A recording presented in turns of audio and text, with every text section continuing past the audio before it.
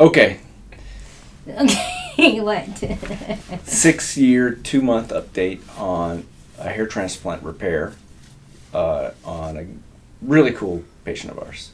Yeah. And so here is this fellow before, and he came to see me in 2010, and I told him he needed 1,500 grafts, and he came to see me in 2011 after he'd had a case done by a competitor, and I said, I think he still needed a few grafts, and he went back to that guy and did a second case, and then here he is in January 2014 when we cut his old strip scar out and packed his hairline.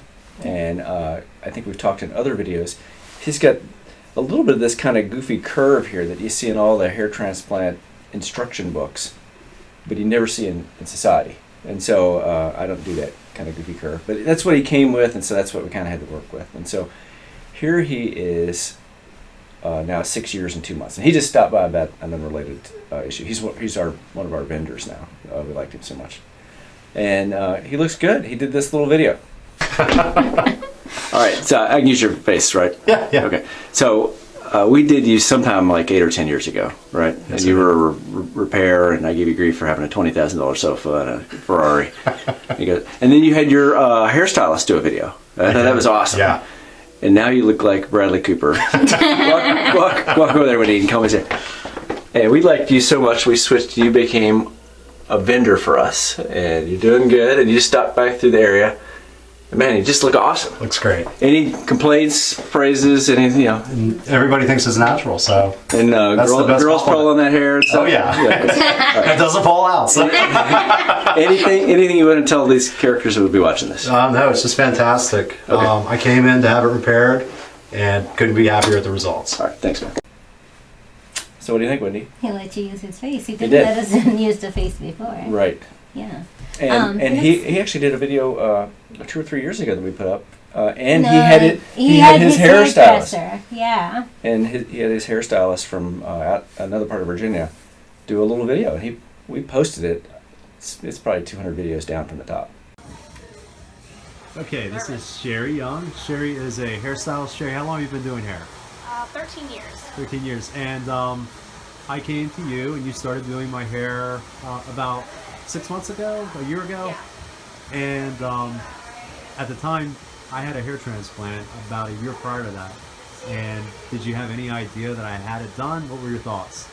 Not at all. I actually was impressed when you told me that you had gotten it done.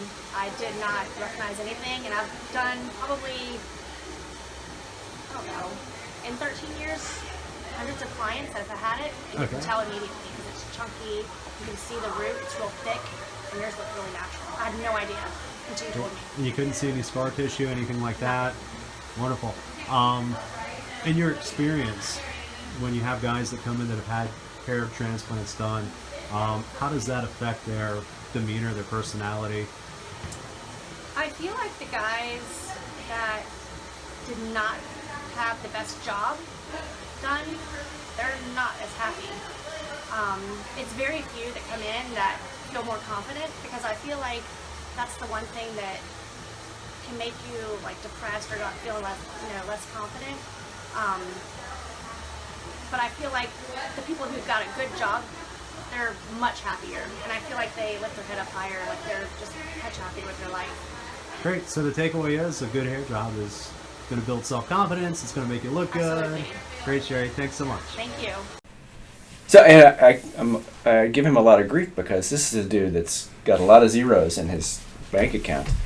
And I asked him in all his previous videos, why did he go to the other guy? And he said it was $1,000 cheaper. He ended up doing it twice with the other guy. And then when we did him, he told me he had a Ferrari and a $20,000 sofa. Mm-hmm. So not everybody has that. And so if you're going to do a hair transplant, do your research first.